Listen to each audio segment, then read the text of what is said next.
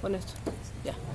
Muy bien, entonces, vamos a hablar acerca de las manifestaciones típicas. ¿Cómo yo voy a encontrar la esclerosis múltiple, que es la enfermedad reina, digamos, de las enfermedades desmielinizantes?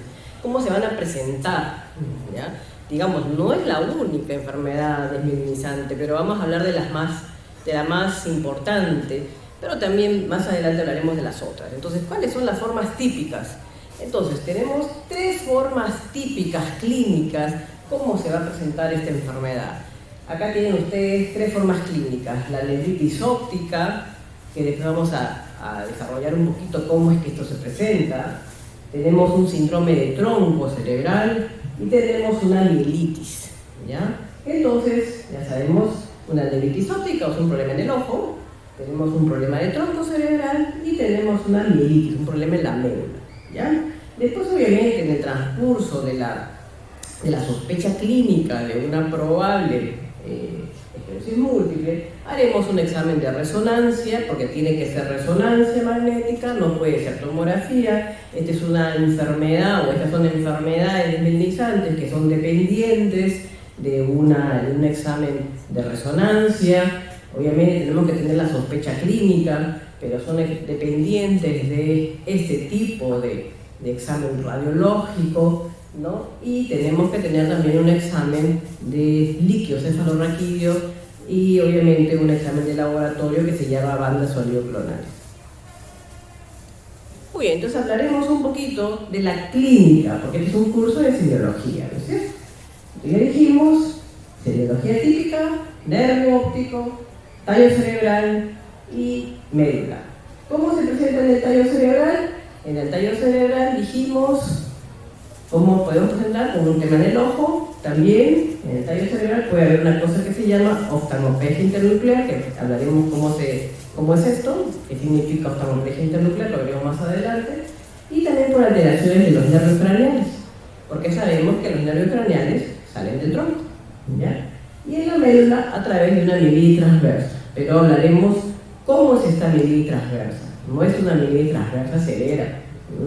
La mielitis transversa muy severa ya probablemente no sea una esclerosis múltiple, sea otro tipo de enfermedades mielinizantes. Entonces tiene ciertas características clínicas, ya cuando yo sospecho una esclerosis múltiple, tiene ciertas características clínicas semiológicas que yo voy a pensar que puede ser esta u otra enfermedades mielinizantes. Muy bien, hablaremos de la neuritis óptica. ¿Cómo es el compromiso del nervio óptico en una neuritis óptica cuando yo estoy pensando en una esclerosis múltiple?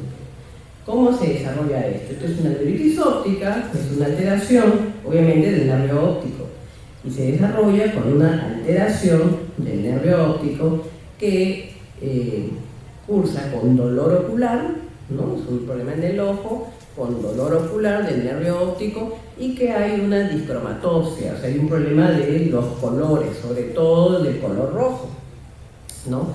Y que hay un defecto, ¿ya? Hay una escotoma, o sea, hay un problema de la agudeza visual, ¿no? El paciente siente de que no ve muy bien, hay una alteración de la agudeza visual, y generalmente hay un escotoma, puede ser periférico, pero también un escotoma central, ¿no? Si ustedes ven la figurita, no sé cómo fue esto, ¿no? Ahí está. Si ven la figurita aquí, ven aquí una cosa como media borradita, ¿ya? Aquí, ¿no? ¿Ya? Ven aquí medio borradito, ¿ya? Hay una escotoma central ahí, ¿no es cierto? Y si ven acá, ¿ya? En el fondo de ojo puede ser hasta normal. Por último, cuando uno hace una fundoscopía, ¿ya? La fundoscopía puede ser de que uno ve, bueno, ahora con lo del COVID ya, la verdad es que ya mucho no, los neurólogos antes hacíamos fundoscopía, ¿no? Pero con lo del COVID ya, la fundoscopía ya es bien difícil, ¿no? Porque ya lo dejamos a los oftalmólogos para que hagan fundoscopía, porque ya muy de cerca ya no hacemos fundoscopía. Ahí está mejor. Ahí está mejor. Miren acá la papila. Está normal, está con los bordes nítidos, ¿ya? Es más, o sea, a veces el fondo de ojo puede estar hasta normal. ¿Por qué? Porque el nervio óptico, cuando no se afecta, la cabecita del nervio óptico, quiere decir que la afección del nervio óptico está por detrás, o sea, es retrovulvar, ¿ya? Cuando está normal quiere decir que la sección del nervio óptico está por atrás, es retroangular. O sea, el hecho de que esté normal el nervio óptico no significa que no esté, que no significa que esté bien, ¿ya? O sea, puede estar por atrás, ¿ya? Obviamente, si está borradito es más obvio, ¿no? ¿Ya? Y uno de los signos característicos es el dolor al movimiento del ojo, ¿ya? Entonces, ¿yo qué voy a tener? Voy a tener una alteración de la agudeza visual, o sea, no voy a ver bien, ¿ya? Generalmente la agudeza visual está un poco disminuida, generalmente no es que no vean nada, ¿no? Se disminuye la agudeza visual, pero que no vean nada, no es tan frecuente, ¿no? Generalmente la disminución no es tan severa, ¿no? Como en otras patologías. Hay un dolor y generalmente mejora, ¿ya? Y con el escotoma central o un poco periférico, ¿ya? La disminución o el escotoma no es generalmente altitudinal, ¿ya? No es altitudinal, o sea, no es que yo tenga un defecto altitudinal, porque cuando hay un defecto altitudinal generalmente es vascular, ¿ya? Entonces es otro tipo de defecto campimétrico, ¿ya? Y como les dije, la papila puede estar preservada. Ya está. Entonces, cuando es un defecto o una alteración del nervio óptico, lo típico en una esclerosis múltiple es que esto sea unilateral, o sea, un solo ojo. Eso es lo típico, ¿ya? Seriológicamente hablando. Cuando yo tengo una alteración bilateral, o sea, ambos ojos están afectados, yo tengo que pensar que de repente, bueno, todo puede pasar en medicina, pero lo más lógico pensar es que de repente esto no sea una esclerosis múltiple, que sea de repente una neuromielitis óptica, o que sea un antimos, que sea otra cosa, ¿ya? Entonces, que haya dolor en el ojo, sí, ¿ya? Porque eso sí es compatible con una neuromielitis óptica. Que haya una disminución parcial de la agudeza visual, también, o que haya un leve edema o que esté normal. Eso es lo típico de una neuritis óptica relacionada a una esclerosis múltiple. Estamos hablando de lo típico, ¿ya? Y también, ¿qué cosa vamos a encontrar acá? Un defecto pupilar aferente, ¿ya? Entonces, cuando uno examina el ojo, tiene que examinar el reflejo pupilar. Lo normal es que cuando uno examina la pupila, uno examina con la linterna, ¿verdad? Examina la linterna, examina la luz. Tiene que ser con una linterna, digamos, cuando uno examina el ojo, no debe examinar bueno, ahora uno usa el celular para todo, ¿no? Hasta para examinar la pupila, ¿no? Entonces uno usa el celular, hasta la linterna del celular. Pero en verdad esa luz no sirve, ¿no? Uno tiene que examinar con una linterna, con una luz potente, ¿no? Pero bueno, teóricamente lo que debe pasar es que cuando uno examina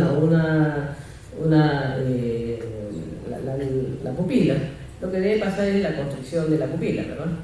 Entonces, pero cuando hay un defecto pupilar aferente, lo que debe pasar es que en vez de la constricción de la pupila hay una dilatación. Eso se llama defecto pupilar aferente, ¿ya? Entonces acá está, pues, ¿no? En vez de constreñirse la pupila, se dilata, ¿ya? Entonces eso es lo que pasa. Entonces eso también tiene que ver con una alteración del nervio óptico, ¿ok?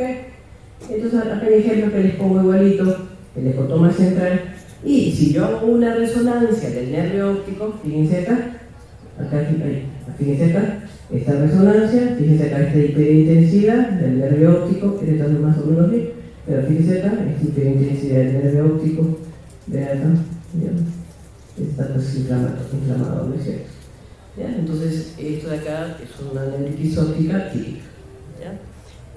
Forma de presentación típica de una neuritis óptica en este caso. Acá les pongo otros ejemplos.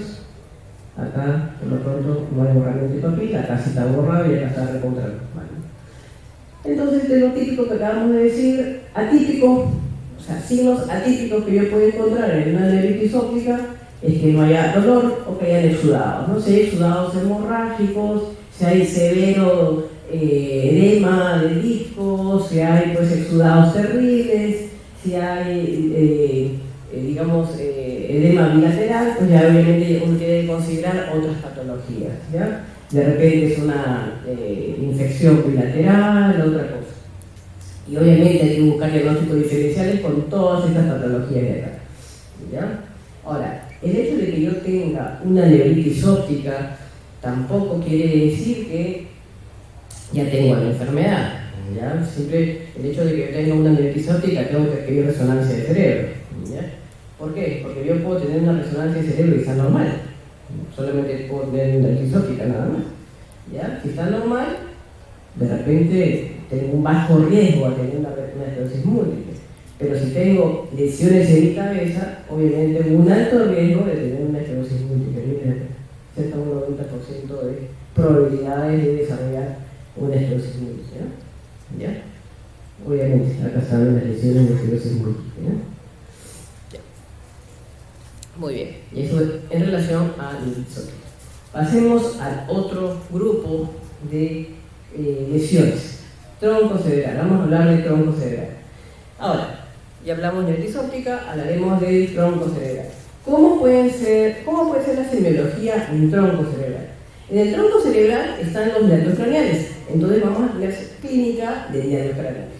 ¿Ya? Acá está diplopia, o sea, visión doble, osilopsia, que es esta alteración de movimiento, vértigo, ¿no? Inestabilidad postural, la marcha, disartria, ¿no? Que hablo pues un poco mal, disestesis o parestesias faciales, ¿no? O sea, alteración de repente nervio facial. Todas estas cuestiones yo voy a poder tener si tengo una alteración en el tronco. Y lo típico de repente que yo puedo encontrar es esto, que es la oftalmoplegia internuclear. Ahora vamos a ver de qué se trata esto. La oftalmoplegia internuclear es un problema de los nervios craneales, pero que tiene que ver con la visión, ¿ya? Y también alteración de los nervios craneales. Esta oftalmoplegia internuclear yo la puedo ver en dos patologías. En alteración, si es un paciente joven, obviamente la puedo ver, obviamente estamos hablando de esclerosis múltiple en pacientes jóvenes.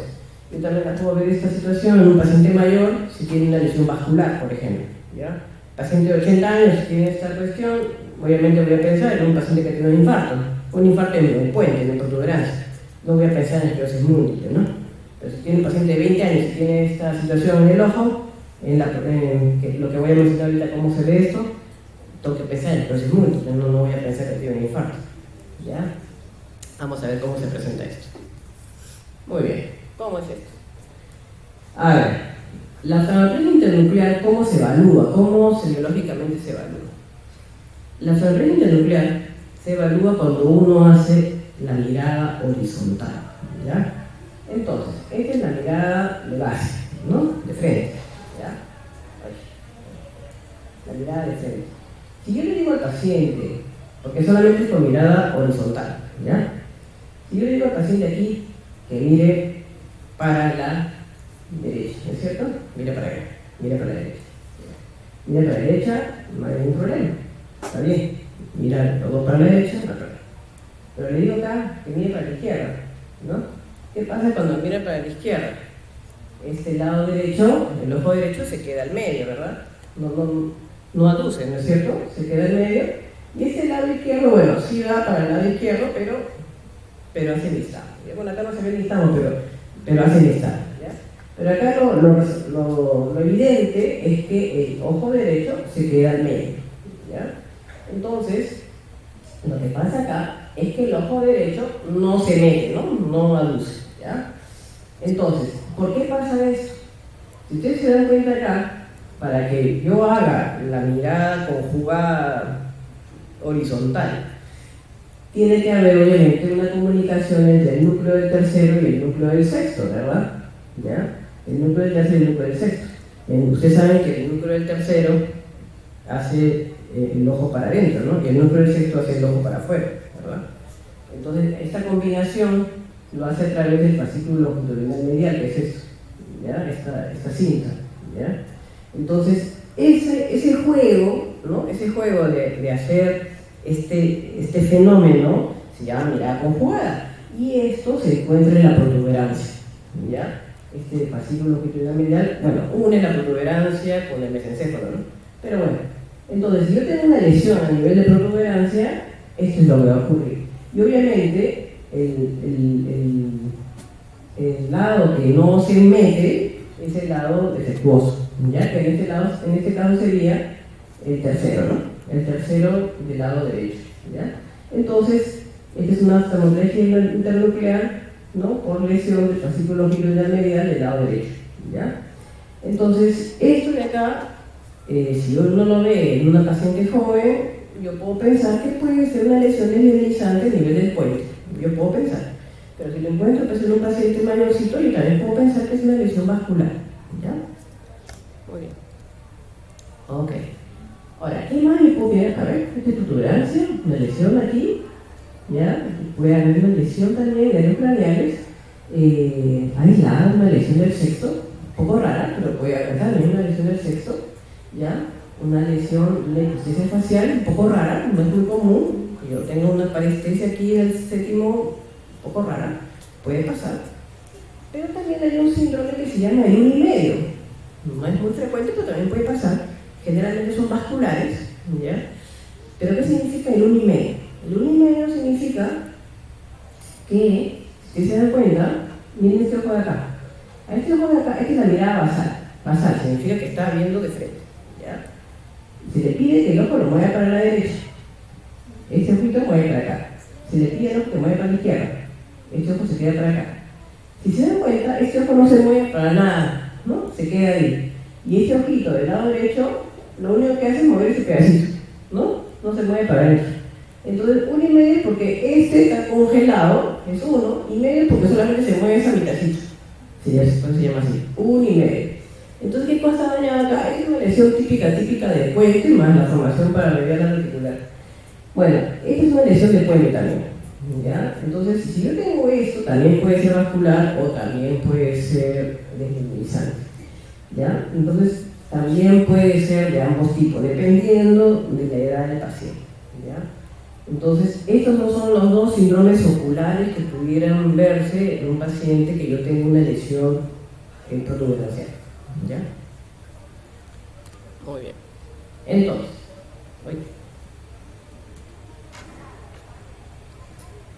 ya está. Entonces, lesiones lesiones típicas, oftalmología internuclear, que ya les dije, lesiones del septo, que puede pasar, las parestesias faciales, no es tan típico, bueno, más o menos. ¿Ya? Menos típico, el 1,5 que les dije, neuralgia del trigémino, tampoco es tan típico, pero puede ocurrir. ¿Ya? Menos típico, tercer nervio craneal, no es tan típico, eso sí es recontra típico para esclerosis múltiple, ¿no? Distonías focales, recontra típico, no es tan típico, ¿ya? Muy bien. Entonces, lo que estábamos diciendo, muy típico, oftalmología internuclear, lo que hemos hablado del ojito, ¿no? Las parestesias faciales, vértigo de repente, porque generalmente hay lesiones en los pedúnculos cerebelosos. Y bueno, obviamente, si encontramos una patología o una clínica de esto, tenemos que pedir una resonancia, ¿ok? Tenemos que pedir una resonancia y vemos si es que este paciente cumple con los criterios de McDonald, que después hablaré qué significa eso. ¿Ya? Muy bien, hablemos acerca de lo que es médula. Ya hablamos de lo que es ojito, ya hablamos de lo que es el tronco, ahora hablemos de lo que es médula. En la médula, la esclerosis múltiple se caracteriza por una mielitis transversa, pero es una mielitis transversa que es una mielitis incompleta. Una mielitis incompleta significa que no es pues tan grave, no es tan severa pues, como una mielitis transversa longitudinal terrible. Es una mielitis transversa sutil, por así decirlo, parcial, ¿ya? En la que predominan síntomas sensitivos generalmente, ¿ya? Generalmente ocurre un fenómeno que se llama el Hermit. El fenómeno del Hermit es un signo que es como una especie de corriente que viene desde la zona cervical hacia abajo, que es como un latigazo que va desde la zona cervical hacia abajo, como una corriente que atraviesa toda la columna, ¿no? Y que digamos, la zona de localización de las lesiones generalmente es más cervical o más alta o dorsal, en el 95% de los casos, pero como les digo, es una lesión más parcial, ¿ya? Y que después poco a poco va desapareciendo, ¿ya? Es más, hay pacientes que vienen con parestesias en las piernas y después poco a poco se van, y después regresan con sus parestesias y después se van, y así. O sea, la esclerosis múltiple muchas veces se diagnostica después de un tiempo, porque a veces uno le hace caso porque se le adormece la pierna, y después de unos días desaparece, después viene otro brote después de un tiempo, pues se le adormece el brazo, y después desaparece, y así. Y uno piensa que son pacientes medio psiquiátricos, y porque desaparece y aparece, ¿no? Hasta que aparece y después ya no le toma atención y al final es otra cosa, ¿no? Entonces, bueno, ¿por qué? Porque son brotes, pues, ¿no? Ya cuando uno ya le toma atención a las cosas, pues obviamente ya, digamos ya, efectivamente la crisis, ¿no? Muy bien. Entonces, signos típicos, ya de lo que hemos mencionado, pilopatías parciales, el síndrome de Dermit, esto que es el numbness es como adormecimientos, también pueden haber trastornos esfinterianos, ¿ya? Y bueno, cuando ya afecta la corteza cerebral, o sea, hemisferios cerebrales, puede haber también cierto deterioro cognitivo, que es un poquito más difícil que el paciente se concentre o que tenga algún trastorno, digamos, cognitivo, ¿no? O que tenga alguna sutil heparicia, ¿no? Digamos, esto es lo típico, ¿ya?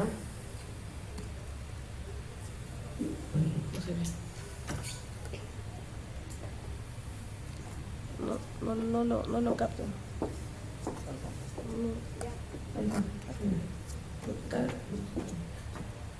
Se demora. Muy bien. Esto es lo que yo quería mencionarles ahora en lo típico. Estas son las lesiones típicas, por ejemplo, de la esclerosis múltiple. Fíjense ustedes aquí. Se demora esto, ¿no? Se demora en pasar. ¿Se demora en pasar? Sí. Acá está. Miren acá, son lesiones así en triangulito. ¿Ya? Estas son lesiones parciales, por eso es que las lesiones son, por así sutiles, por así decirlo. ¿Ya? Pequeñas, periféricas, ¿ya? Y que remiten espontáneamente, no son tan severas, ¿ya? Ni comparen con estas que son gigantescas y son centrales, ¿ya? Entonces, estas de acá evolucionan en días, ¿ya? Y que generalmente son sensoriales. Ok, ya está. Esto es lo que yo quería mencionarles. Estas de acá generalmente son las pueden ser hasta de varicela, ¿no? O de herpes, ¿ya? Muy bien. Estas de acá generalmente son las de la polio, pues, ¿no? Las anteriores, ¿ya? Ya. Muy bien. Muy bien, ahora sí. Ya hablando acerca de lo que era la forma típica de la esclerosis múltiple, ya dijimos, ¿no? Neuritis óptica, dijimos tronco y dijimos mielitis parcial. Y decimos pues de que el diagnóstico en sí de la esclerosis múltiple, si fuera tan fácil, sería pues muy simple el diagnóstico, bueno, pero en verdad no es tan simple, ¿ya? Porque necesita mucha experticia, en verdad, para este diagnóstico de esta enfermedad, porque no solamente es que sean los síntomas muy típicos, sino también hay que excluir una serie de diagnósticos de exclusión, ¿ya? Y lo que sí se necesita es que esta enfermedad tenga una diseminación en tiempo y espacio, que es lo que vamos a ver más adelante. Y obviamente la resonancia tiene que respaldar este diagnóstico, ¿ya? Ahora vamos a ver eso. Este es un gráfico para que ustedes vean que esta enfermedad data de muchísimos años atrás, en el año 1868, desde Charcot, que la describió por primera vez. Esta es la triada de Charcot con esto, ¿ya? Con el Isaac de nixtasmo, que fue el primero que describió esta enfermedad. Y ha pasado por una serie de denominaciones, digamos, de consensos, de nomenclaturas y de una serie digamos, de criterios, ¿no? Actualmente el criterio, digamos, que venimos utilizando es el criterio de McDonald del 2017. Este es el de Dublín, que se usa ya para diferentes fenotipos, pero el que nos sigue rigiendo desde ahora desde el 2017. El de Magnus básicamente es de la resonancia, y que nos rige básicamente con el criterio de diseminación en tiempo y espacio, ¿no? Muy bien, ¿qué cosa nos dice el diagnóstico de esclerosis múltiple? Lo que nos dice el diagnóstico de esclerosis múltiple es que tiene que haber dos criterios. El criterio de diseminación en espacio.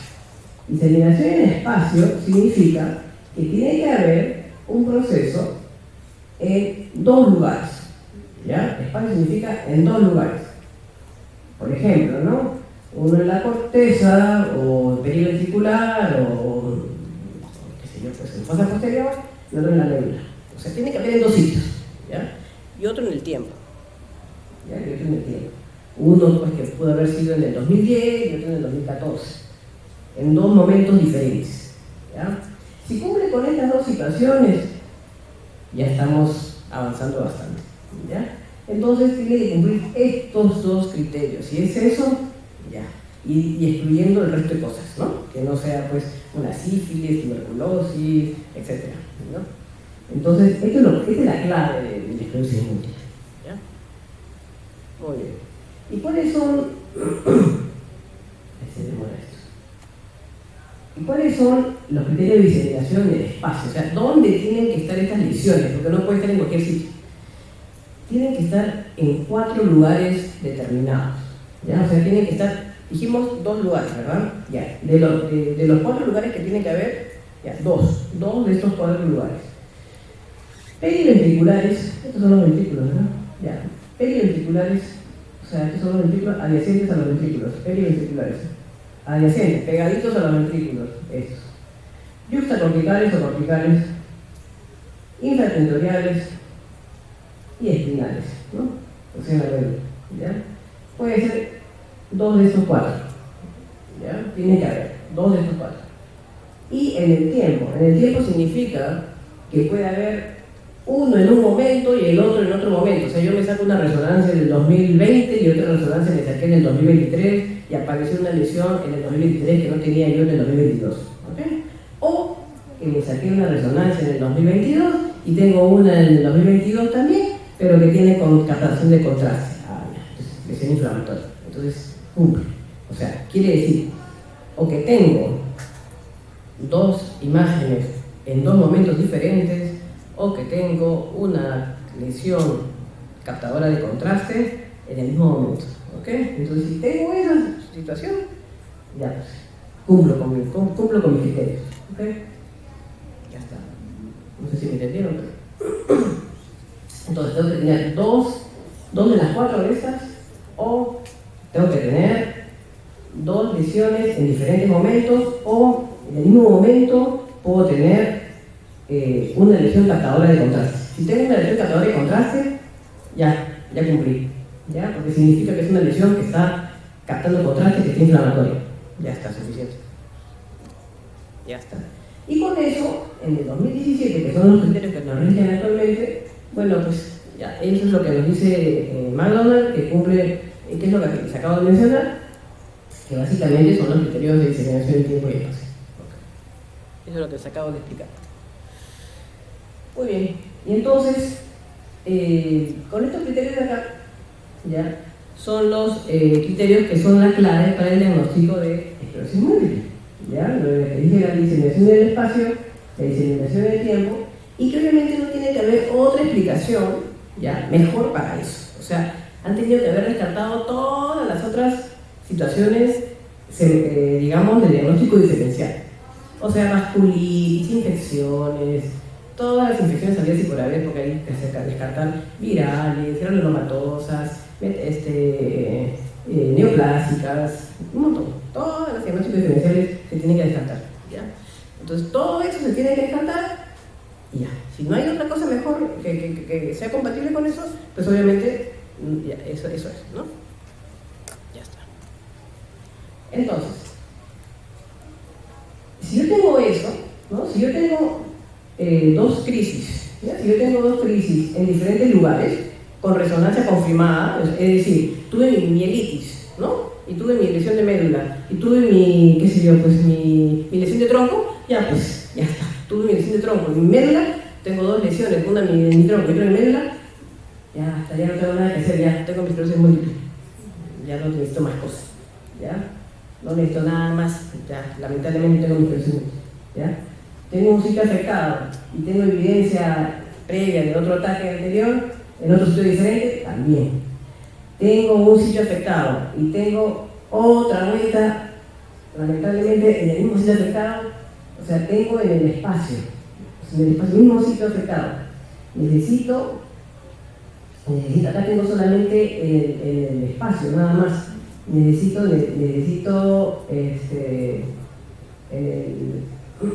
espacio, nada más.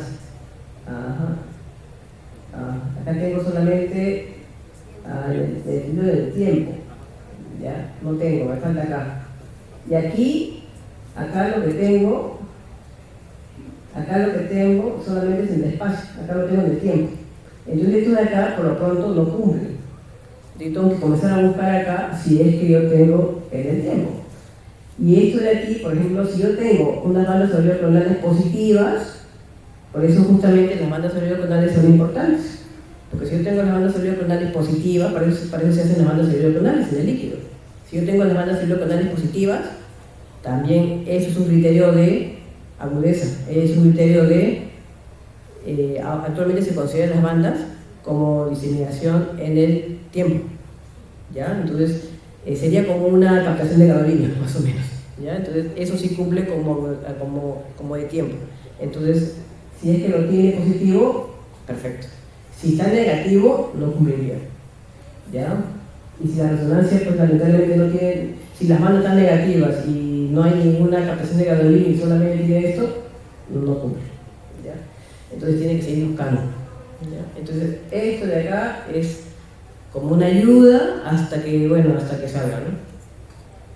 ¿Y esto para qué cosa es? Básicamente es para empezar tratamientos, ¿ya? Muy bien, entonces vamos a mostrar ahorita unas lesiones en la cabeza para que vean lesiones típicas y lesiones atípicas, ¿ya? Estas son las lesiones típicas, ¿ya? Lesiones típicas periventriculares, fíjense ustedes acá, pegaditas al ventrículo, ¿ya? Lesiones típicas, ¿no? Estas de acá están un poquito, si se dan cuenta, no están pegadas al ventrículo, están un poquito lejos, ¿ya? Estas sí, tienen que estar pegadas al ventrículo, ¿ya? Acá, pegadas al ventrículo.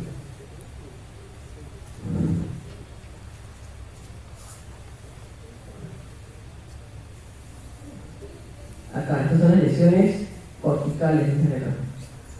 Lesiones corticales, juxtacorticales. Lesiones corticales, ¿no? Juxtacorticales. Están en las fibras sub. ¿No? Estas de acá, si se dan cuenta, no tocan la corteza, estas son subcorticales. Estas pueden ser vasculares, ¿no? De repente. ¿Ya? Si se dan cuenta, ahora voy a mostrarles algunas, cuando uno saca una resonancia muchas veces, si es que han visto resonancias, uno ve a veces muchos puntitos blanquitos, a veces salen lesiones ahí que uno no sabe ni por qué son, y son hasta por gente que tiene migraña, ¿no? Son lesiones, puntitos blanquitos ahí chiquitos, y son lesiones de sustancia blanca y la verdad es que son inespecíficas a nada, y no significan nada. Acá están, ¿no? Lesiones periventriculares horizontales al eje, perpendiculares al eje. Ya miren, acá están los dedos del oso, periventriculares al eje. ¿Ves? ¿Ya? Acá están en el cuerpo calloso. ¿Ya? Son lesiones que contactan los ventrículos, ¿ya? Son lesiones que contactan. Esas son las típicas. ¿Ya? Y tienen ciertas características también, ¿eh? Tienen ciertas características. Las características es que son redondas, ovoideas, son más o menos de 3 milímetros en el eje longitudinal, ¿ya? Son más o menos asimétricas, no son tan simétricas, ¿no? ¿Ya? Esas son las típicas, ¿ya? Las infratentoriales son estas, ¿ya? Son las lesiones infratentoriales, generalmente son el pedúnculo cerebeloso, ¿ya? Son redondas.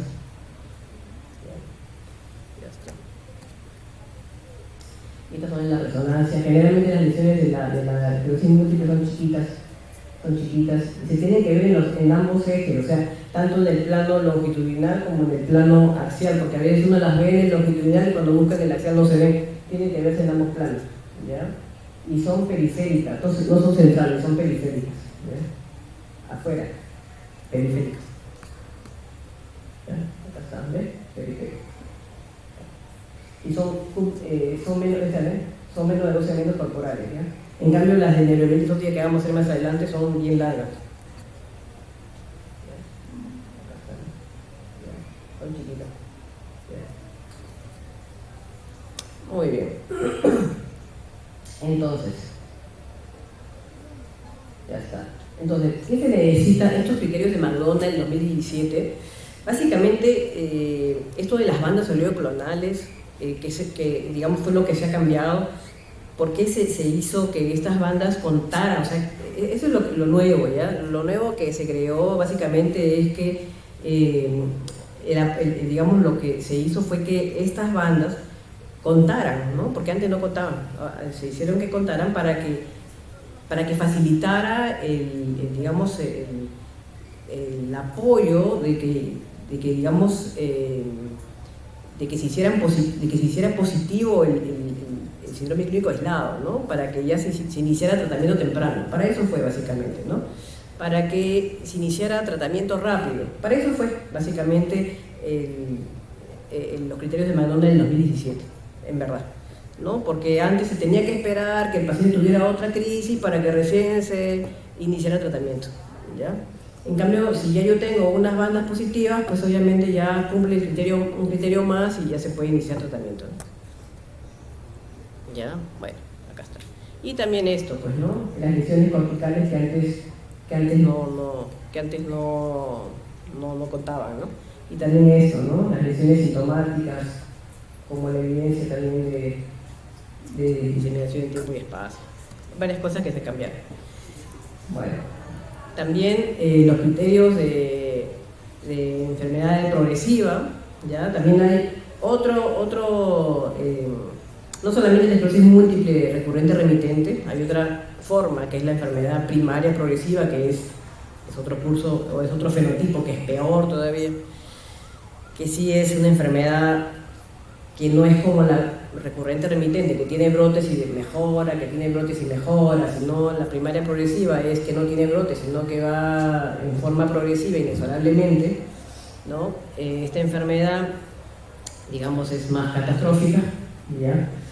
Y que, bueno, tiene ciertas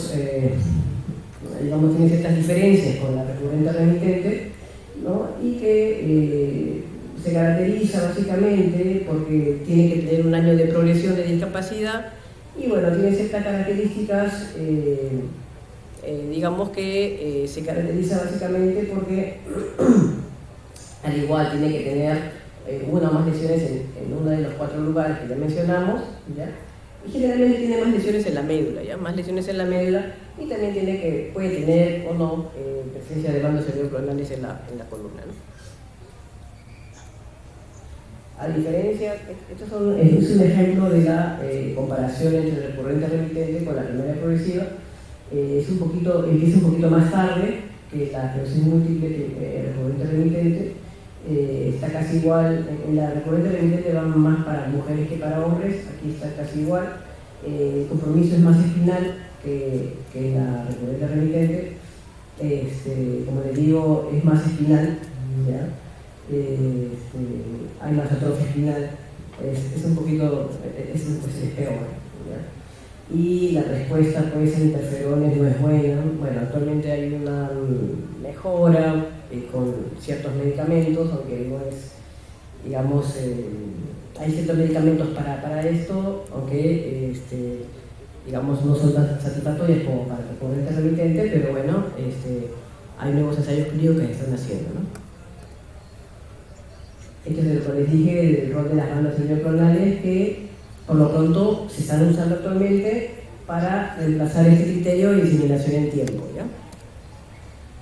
Este es el rol que tiene el líquido. Siempre se tiene que hacer el líquido cefalorraquídeo en el diagnóstico de la esclerosis múltiple, a menos que ya pues se tenga todo, ¿no? Si ya yo tengo 2 crisis y ya tengo, digamos, tipificado la resonancia, ya tengo todo, ya no es necesario, pero si no, pues de todas maneras, si el paciente lo tengo internado y quiero demostrar todo, pues sí.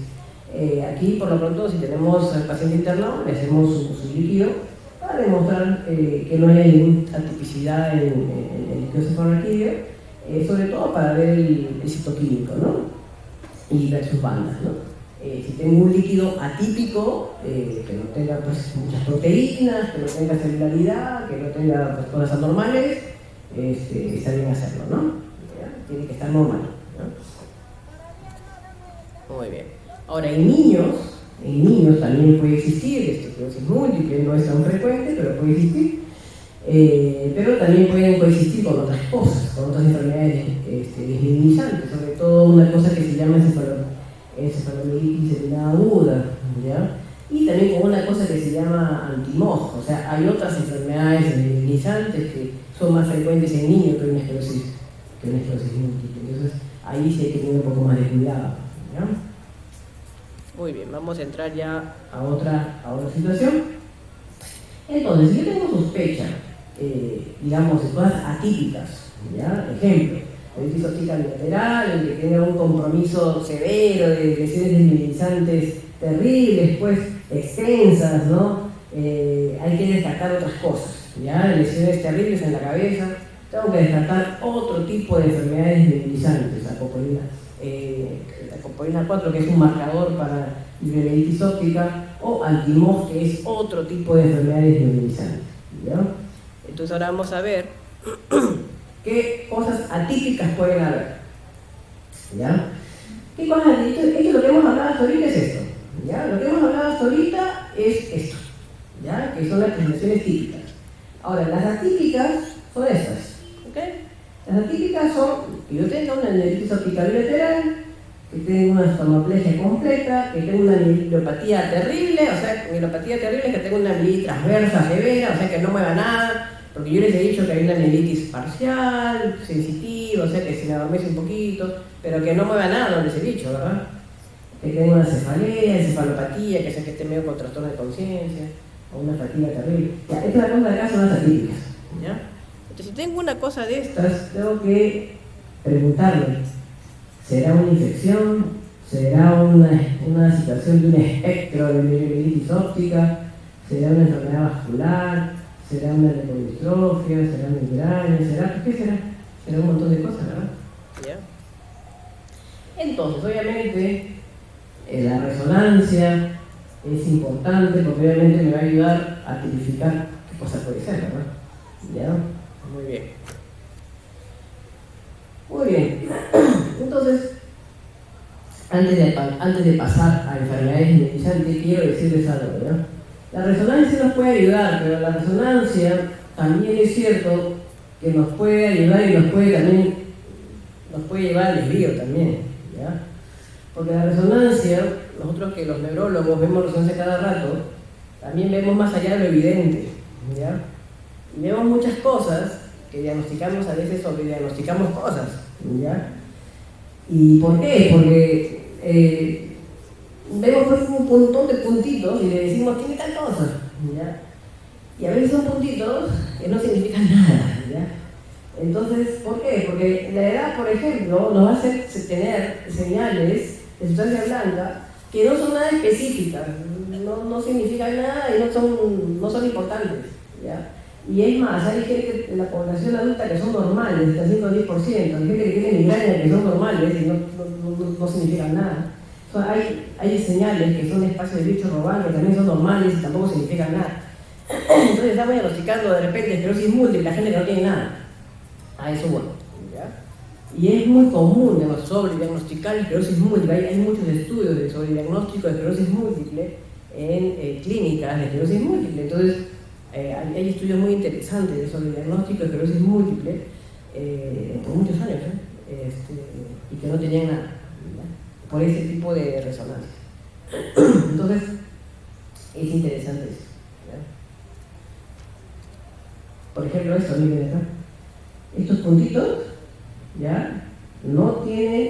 Son alteraciones de sustancia blanca, sí, pero son chiquitos, son subcorticales, no son periventriculares, son muy puntiformes, no son confluentes, ya, pues no significan nada, ya, ¿serán vasculares? No lo sé, habrá que ver si este paciente tiene algún tipo de alteración vascular, o son migrañosos, no lo sé, ya, pero por lo pronto no representan mayor cosa.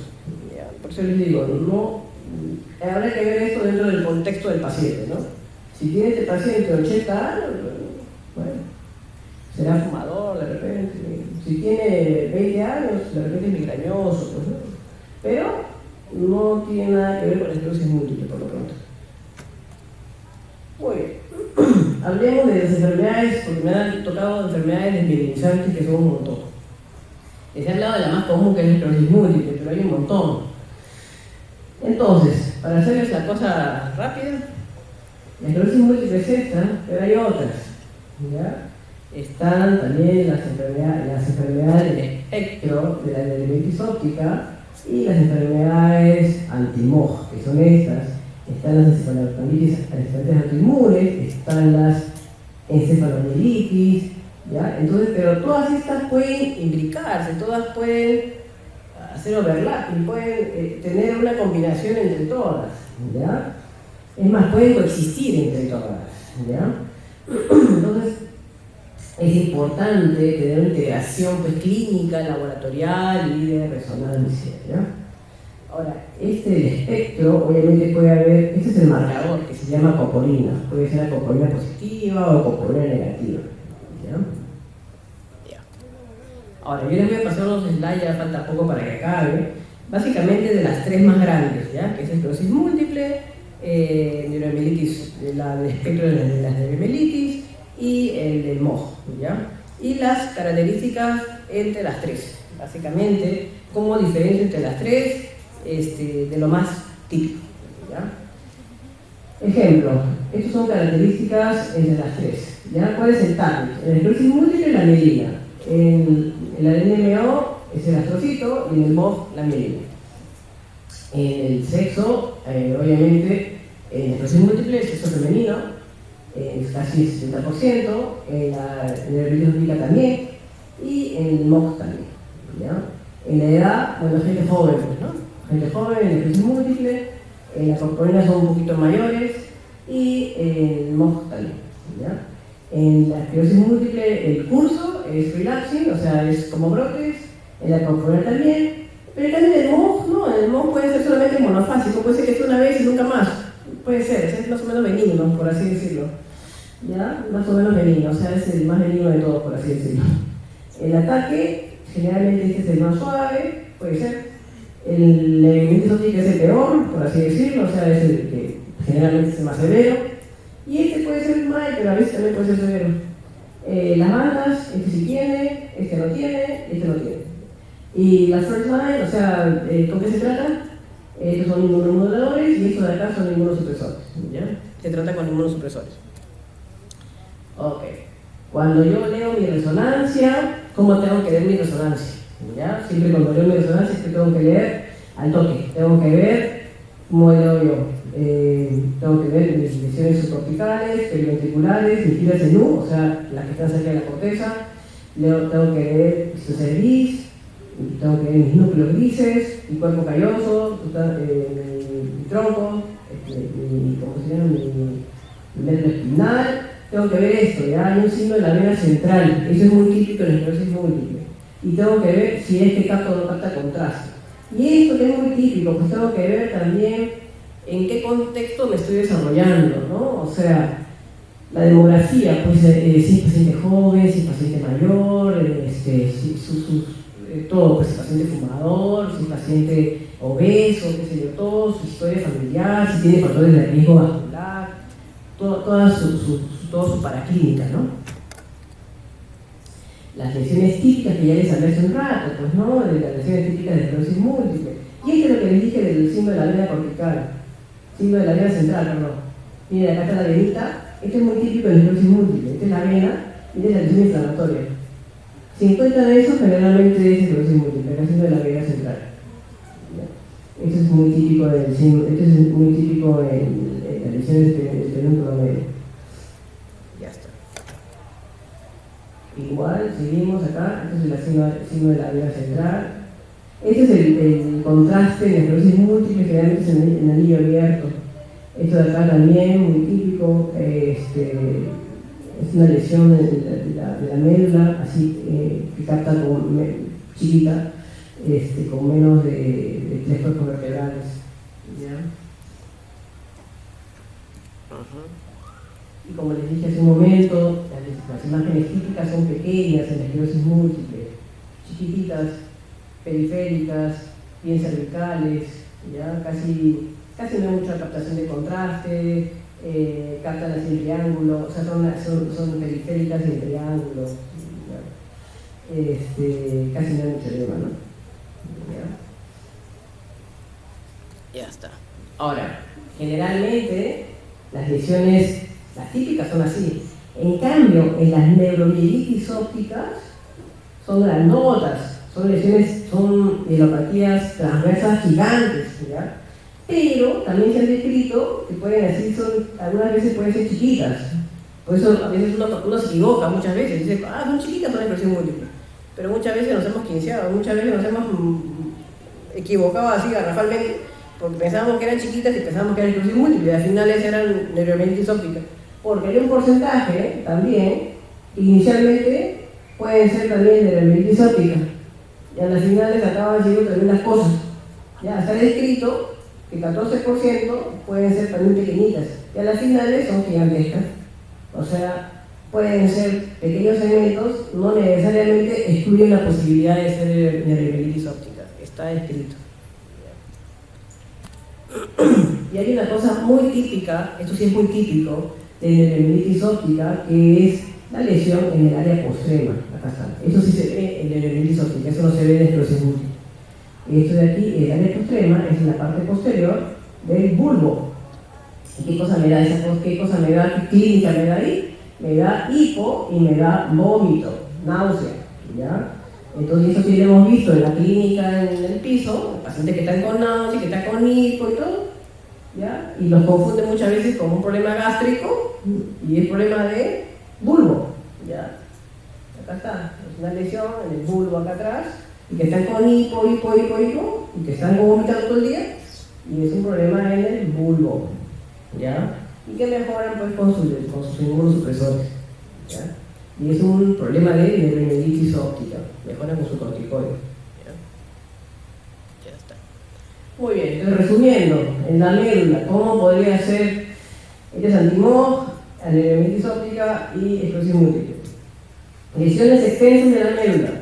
En el MOG, frecuente. Alcoholina, recontra frecuente, más frecuente. Esclerosis múltiple, raro. Lesiones pequeñas, más comúnmente en esclerosis múltiple, ¿cierto? Sustancia gris, o sea, la sustancia gris, o sea, la H es bien frecuente en el MOG, o sea, que agarre la H. Sustancia gris, la H es bien frecuente en el MOG, ¿ya? Marginal, bien frecuente en esclerosis múltiple. Entonces, esta cosa. Bien frecuente bien frecuente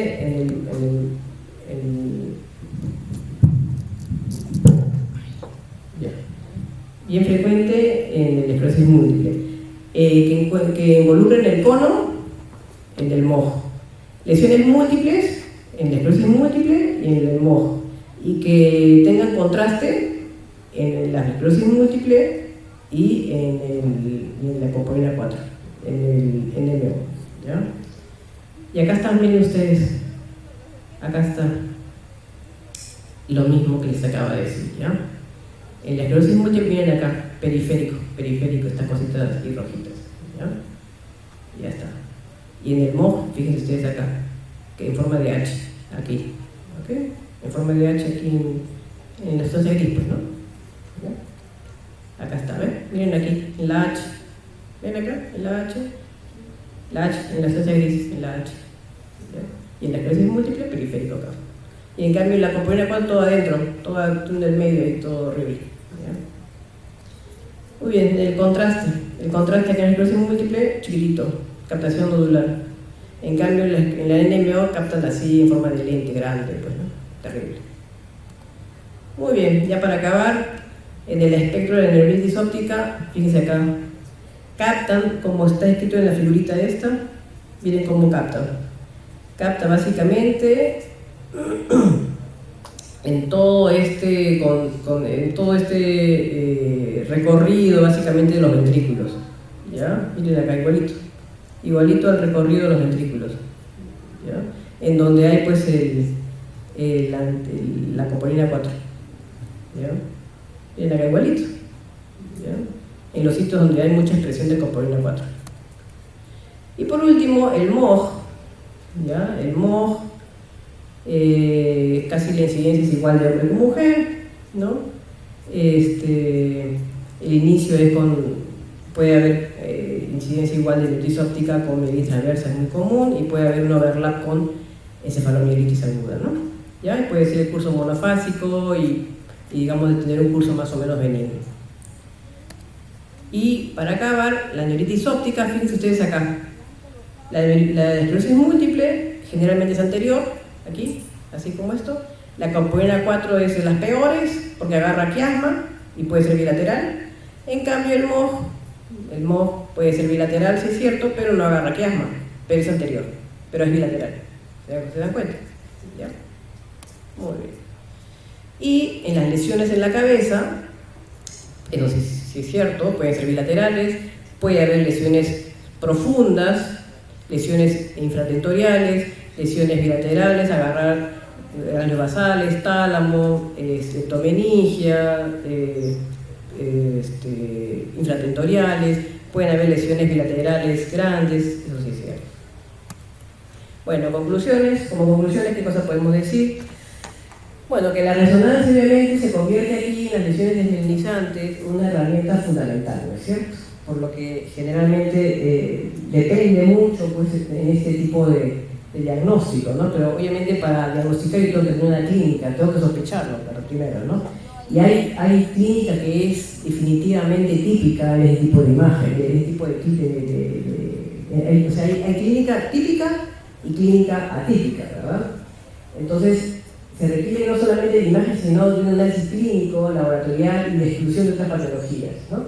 Siempre hay que destacar lesiones inflamatorias, tumorales, vasculares, ¿no? Y hay que distinguir las presentaciones típicas de la esclerosis múltiple de las atípicas, ¿no es cierto?